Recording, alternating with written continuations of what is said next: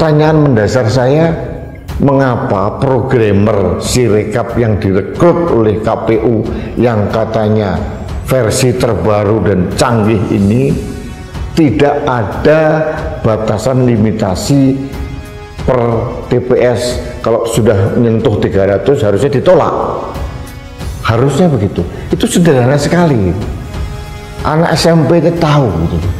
Dan kita sebagai user dalam aplikasi yang lain, kita tahu pada saat ada aplikasi itu kita gunakan, kemudian ada limitasinya, ada batasan. Pada saat sudah mencapai ini, kalau melebihi pasti ada alarm untuk menolak. Ini kok tidak ada gitu loh. Pertanyaannya, ini hanya kebodohan semata atau kesengajaan? Jangan-jangan rakyat bercuriga ini. Jangan-jangan ini sekedar alat untuk membohongi rakyat. What? Indonesia tanah air beta, pusaka abadi nan jaya. Real count atau rekapitulasi perhitungan suara Pileg maupun Pilpres sedang berlangsung dilakukan oleh KPU. Namun yang soroti adalah adanya keanehan-keanehan dari aplikasi Sirekap ini. Seperti kemarin saya sudah membahas dengan tamu saya, Mas Buntulan Tambunan, itu ada kejanggalan-kejanggalan dalam Sirekap. Dalam aturan KPU bahwa setiap TPS itu maksimal 300 DPT atau 300 suara plus 20 cadangan kalau ada yang pindah tempat pemilihan suara. Yang menjadi soal adalah Sirekap yang katanya super canggih dan konon kerjasama dengan Cina ini ada keanehan yang sangat-sangat mendasar dan menurut saya aneh bin ajaib. Dalam Sirekap ini ternyata tidak ada fitur untuk mendeteksi apakah TPS ini sudah pada ambang batas maksimal 300 DPT atau 300 suara. Yang terjadi jebol terus. Banyak suara-suara yang melebihi dari 300, ada yang 700, ada yang 1.600, bahkan yang digerobokan Jawa Tengah itu fantastis itu. Satu TPS saja bisa terinput 561.000 suara.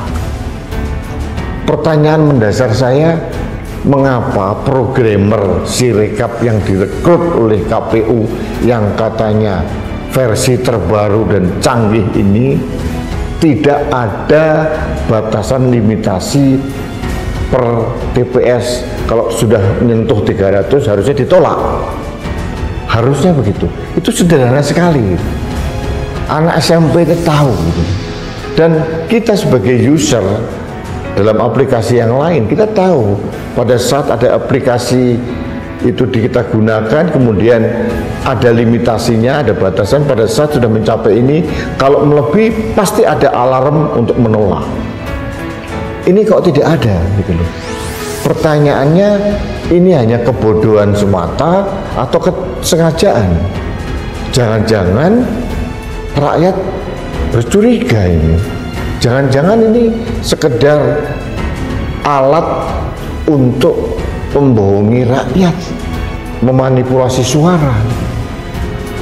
Karena sangat tidak masuk akal dalam logika yang sangat sederhana sekalipun saja.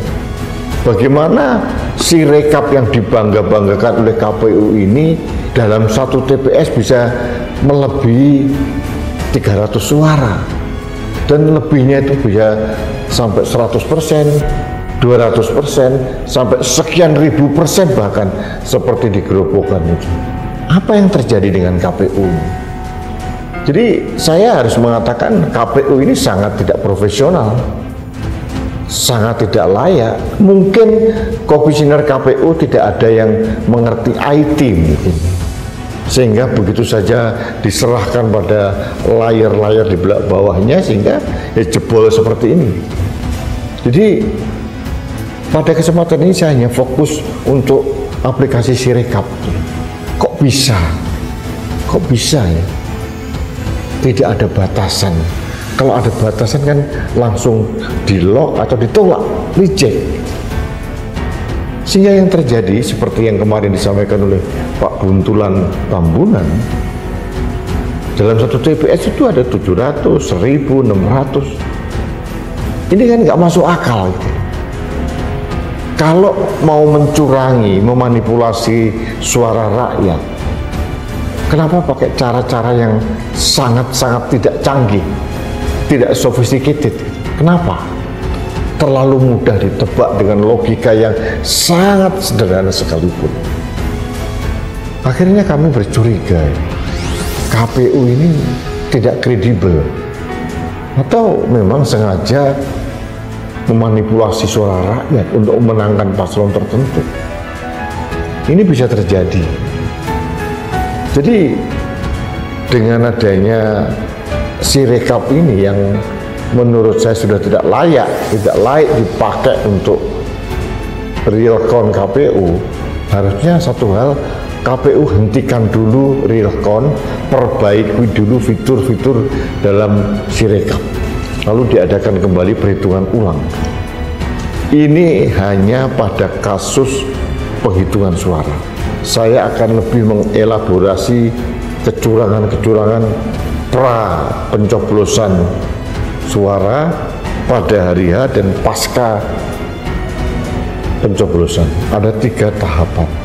Kalau kita tahu sebelum pencoblosan sudah masif di mana-mana politik gentong babi dengan menggunakan dana negara, politisasi bansos, intimidasi rakyat oleh oknum-oknum aparat, penggiringan opini. Ini masif dilakukan di mana-mana. Ini pra hari H. Pada hari H pun juga banyak keanehan. Ini disampaikan oleh Bawaslu juga. Nah, pasca hari H ini ternyata yang bermasalah Sirekap. Jadi KPU ini penuh dengan masalah, mulai pra hari H, pada saat hari H, dan pasca hari H. Jadi jangan salahkan rakyat kalau kita bercuriga dengan sikap komisioner KPU. Untuk membuat aplikasi yang sangat sederhana saja KPU tidak sanggup. Ini harus ditilik dan ditelisik lebih detail. Ini bagi saya adalah kesengajaan pelanggaran pidana pemilu. Jadi Ketua KPU Hasyim Asyari jangan teriak-teriak, oh expose exit poll luar negeri itu melanggar pidana pemilu. Wah, itu nggak masuk akal. Kenyataannya Sirekap aja bermasalah kok. Kenyataannya Ketua KPU sudah dianggap maladministrasi, pelanggaran administrasi, dan dijatuhi sanksi peringatan keras terakhir karena menerima Gibran sebelum ada perubahan PKPU. Ini lebih parah gitu. Aplikasi Sirekap yang digunakan Komisi Pemilihan Umum atau KPU untuk menghitung suara hasil pemilu 2024 dinilai sangat bermasalah dan tidak akurat. Apakah ini kecerobohan semata atau kesengajaan untuk manipulasi suara rakyat? Sekarang fokusnya di Sirekap. Jadi mohon maaf kalau rakyat menduga Sirekap ini sengaja dibuat untuk membohongi rakyat, memanipulasi suara rakyat. Jangan salahkan kalau persepsi seperti itu lahir, karena kenyataannya itu yang terjadi di lapangan saat ini. Sekali lagi saya minta hentikan proses real count KPU, perbaiki dulu, harus ada batasan, setiap TPS itu 300, dan kalau lebih dari 300 harus ditolak. Ini kan fitur yang sangat sederhana, itu hanya bagian kecil dalam satu program, bisa dilakukan. Pertanyaannya adalah bukan mampu atau tidak mampu, tapi mau atau tidak mau. Saya khawatir Komisi KPU memang tidak ada kehendak baik untuk menyelamatkan demokrasi di Indonesia kalau membiarkan Sirekap masih digunakan dengan kondisi yang amburadul seperti sekarang. Baiklah sahabat Indonesia, demikian opini saya terkait dengan performa Sirekap yang sangat-sangat diragukan, sangat-sangat aneh bin ajaib. Mudah-mudahan ada perbaikan signifikan dan hentikan dulu, kemudian kembali dilakukan penghitung ulang dari awal supaya kebobolan-kebobolan TPS lebih dari sekian ratus atau ada yang ribuan ini tidak akan terjadi lagi. Suara rakyat, suara Tuhan. Kalau KPU memanipulasi suara rakyat, artinya KPU melawan suara Tuhan. Indonesia sejak dulu kala tetap dipuja-puja bangsa